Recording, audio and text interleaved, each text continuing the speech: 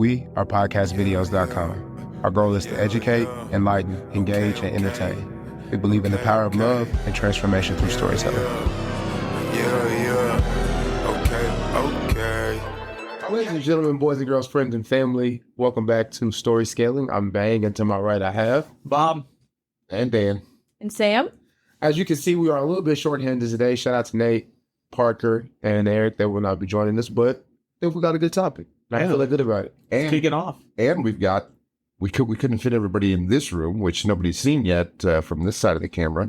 The lounge studio, the more chill version of the formal round table you usually see us at, but all we fit in here is 4 chairs, so perfect time when we're a little shorthanded to really worked out. Show everybody what this looks like. We don't have to share mics. It's great. Yeah, that's fair. Oh, yeah, Sam, that is a good point. The mic, these are shotgun mics, which you guys probably haven't seen, but no mic on the table, but audio will be crisp and clear because, you know, we got the best of the best in here. Mm-hmm. These chairs are comfy, too. They are pretty nice. Yeah. I can nap in here. Yeah. Turn the lights out. Yeah. So, Sam, it's probably worth explaining to them that they really can't see. They're used to seeing the cameras. They're used to seeing the mics. It's all up above us. The cameras are in from outside, and they're up high, and the shotgun mics are basically hung from the ceiling, pointed downward. That's why they're not framed. Yeah, you might see a little bit of one right here. Yeah, but for the most part, they're the wide angle may give us a little bit, but it's just a very different look than they're used to from our podcast or a lot of our recordings out of what we call conference room. And from my understanding, that was the goal for us to feel like more of a relaxed, conversational, dialogue type of situation. We've called it talk show. We've called it lounge. We've called it but a few different names. Well, we've got another studio that they haven't seen either, which is more of our news desk, where you're talking more directly into the camera, getting a close feeling with your audience members. Mm-hmm. Like the anchor desk from 5 o'clock news. Yep. Yeah, and that's something we could slam 4 people into, but it's really pretty comfortable with 2. Yeah. Similar setup, shotgun mic. We do have the news, like you were saying, desk, kind of give a reporter feel.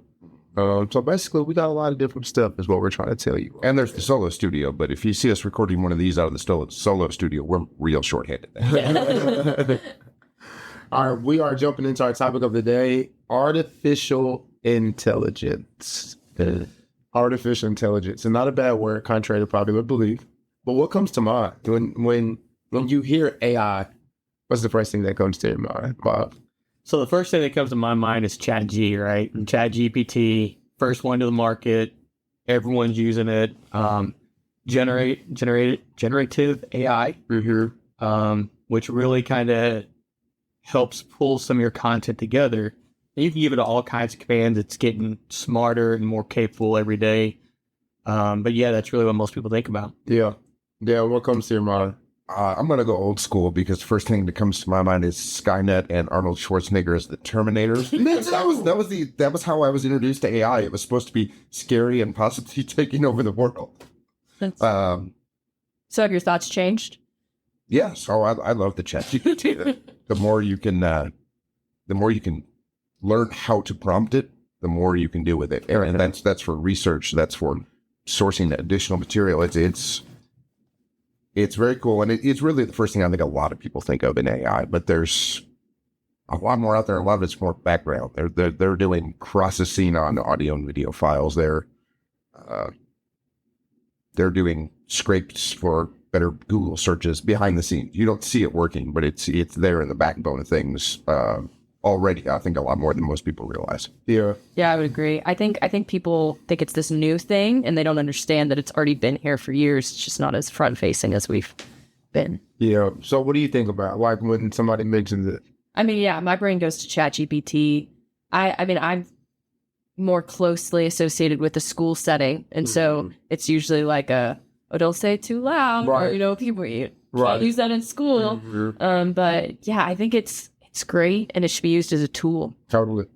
Now, there's still some ethics issues around it and some concerns about accuracy in certain places. Yep. And I think a lot of that is not because the chat isn't smart enough itself, but because the information it goes and finds may not necessarily be accurate. Yeah. Whether it's wrong or out of date or mistranslated in some cases, because that's another place where AI is really helping translation softwares to become a lot more accurate, a lot cleaner, and jump into some.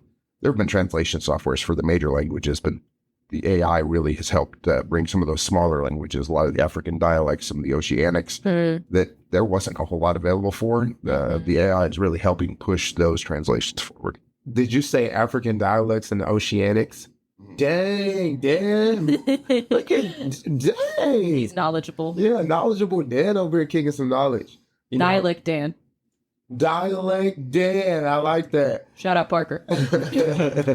I think when I think AI, you guys, like, I'm kind of like, damn, my brain just automatically defaults to like, oh shoot, this is me to take over. You know what I mean? Like, and I don't know why. Like, Skynet bad. I don't know why. I just like, I instantly go to like, oh crap, you know, computers are gonna take over the world. They're gonna turn us into computers. Like, but it's so interesting, kind of to your point, Dan. It's like artificial intelligence is ingratiated in almost every single facet of our lives. Even when you're texting somebody and or sending an email, and it, you know, you type in hope, and then the prompt says, "This email finds you well." Like, that's artificial intelligence, like generating the last form of that sentence for you based off of, or even when you're texting. Like, it's just crazy to think about it. So my perspective has changed since, you know, kind of working here and just realizing, to your point, Sam, it's been around forever.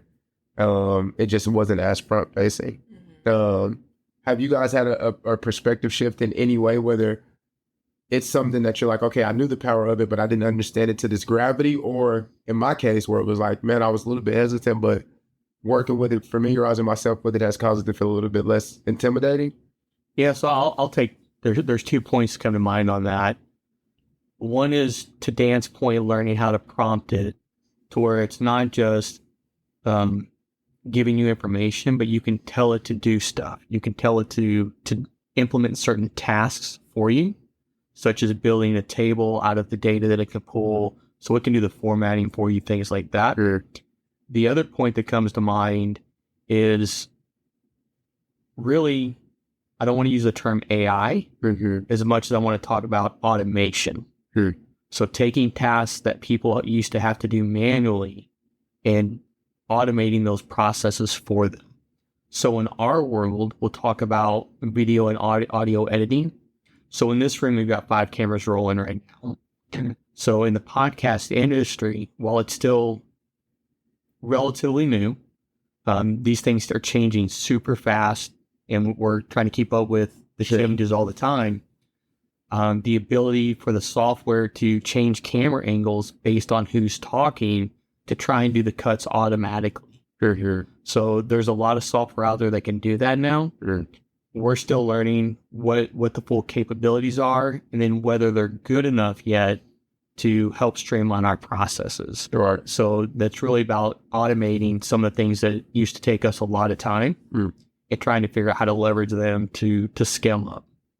And by the time we're done deciding among 10 which is going to work the best and then implementing it, we probably need to go back and look at everybody's updates, because it is changing that quickly. And I think one of the biggest debates, especially in the creative industries with AI, is that balance between automation processes and creative control. How much do you let the AI make the decision, and how much is it important that somebody's eyes are actually on it? Sam, you're getting into a very, very touchy subject for me.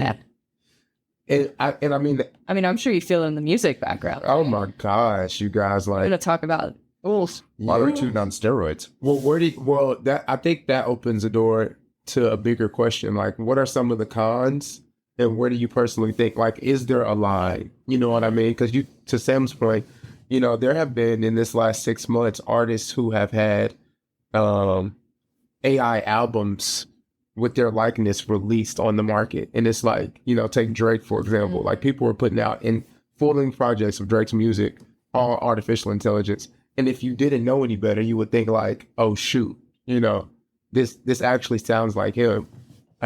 He actually came under fire because he was in a rap, you know, beef with another artist, and he got 2 verses from people, one posthumously, one living, and he used artificial intelligence to like generate these verses. But again, it sounded just like actual people. And so it's like, there was a podcast a while back that put together an entire comedy routine based on using AI to imitate the voice of dead comedian George Carlin. Wow. George Carlin's estate sued them and got the podcast taken down, got a nice settlement. I don't think all the terms were disclosed, but they landed on the AI use of those voices hard. Yeah. I think the like general consensus as far as like legality is concerned now is that it's, you know, someone's private name and image, like likeness and image is their own to keep. It's just so hard to regulate. Totally. You talk about all those songs on TikTok, like they're not going to go through and take down every single one because it's creating views. And it's creating a trust issue, I think, within the general public, too. The other term we hear thrown around with this is deepfake. Can I trust that what I'm seeing is what truly happened, or is AI just creating this out of nothing? Now we're back to, oh my God, Skynet, Terminators. Right, yeah. exactly. I mean, it's a very real concern. I think about two things. I seen Elon Musk post a video the other day, a potential presidential candidate, and it's a like 3-minute video of a speech, and it's all artificial intelligence. Like, and you're watching this, it really looks like them, it sounds like them, and to people who have, you know, the mindset to think about this, like, okay, let me just confirm and make sure. But a lot of people aren't going to do deep research like that. Like, they're going to look at something and take it for face value. And so, especially when you have somebody with that kind of influence, that you already have somewhat of a trust built in these personalities. So you assume that what they're putting out is verified and accurate. totally. And it's not always the case. Yeah. The other thing is, I mean, AI is a very hot term right now. AI is just another way to leverage technology. There was a time when the cloud was the thing that was going to change the entire world. There was a time when the word fiber optic was the hot buzzword that was going to change the way everybody thought about everything. So I think AI is a big discussion point now, but eventually it's just going to be lumped into the broader technology field. And they'll probably come up with something else that's even cooler and weirder, and then everybody will forget about AI and consider it a more established part of technology as they come up with, I would say, something like Tupac's hologram, but even that's been done already. Yeah. Everyone's walking around with their VR headsets on and can't look at each other in the face. You know? Stumbling into each other. Yeah. AI will be a distant thought. Or they'll start coming with radars so we can avoid each other. True. Or take it a step further, you never actually move.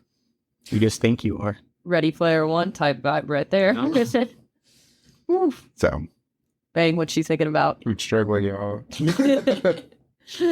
I'm struggling, you guys. I feel like everything y'all are saying is actually, I mean, it could potentially happen. You know what I mean? I think kind of what you were saying, Sam, it was a film festival that came under fire because, you know, this is a film festival. It's where you go and you showcase the work that the directors and the writers and the actors have put countless time into. And this one company submitted a film completely generated by artificial intelligence. Everything, the script, actors, directors, it was all AI generated. And they got a lot of flack for that. And so my question is, does that take away creative control from, or jobs from the creatives? Is it something that we should be celebrating? Because, man, how far have we come in technological advancements to where we can do entire films without, you know what I mean? if you look at it from a traditional sense, yeah, it's taking jobs away from creators. The Adobe stock images I use to pull for our websites, at least half of that is AI generated. And that's, professional photographers who are struggling to compete against a computer who has no overhead, no gear. That from the idea of an actor or a script writer, in the traditional sense, that job has been taken over by a computer. Is it a better way to make a movie for the betterment of Hollywood and or humanity? I don't think and work there, but I don't know. If Kobe Bryant can win an Oscar, anything is possible. Yeah.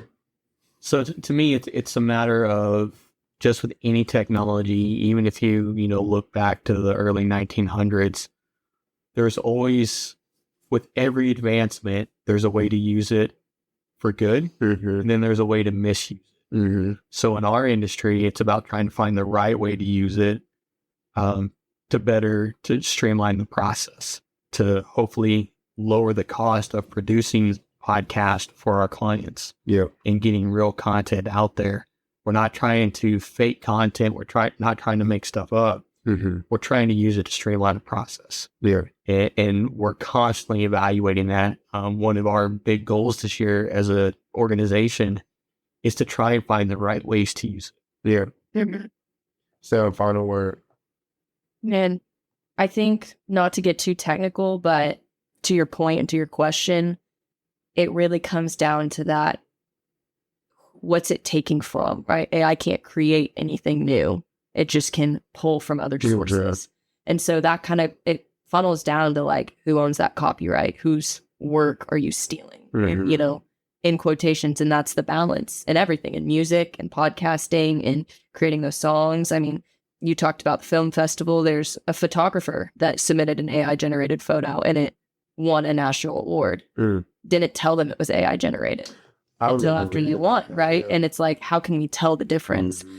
Who owns Then that copyright? should we be arguing over this difference or not? Yeah, who is that acceptable? Is it the AI's work? Is it the owner who put in the prompt? Whose work is it pulling from? It's just, it's a tricky line. And like Bob said, I mean, it's not like we haven't seen something like this before. Technology advances. It's always that balance between allowing for creative freedom and to build off of one another, but also ensuring that people get the credit and the compensation that they deserve. Yeah. And making sure that good stories are still being told and, you know, art's still being produced. We've had a discussion even here that Google's algorithms are looking for new content coming into the internet, fresh built.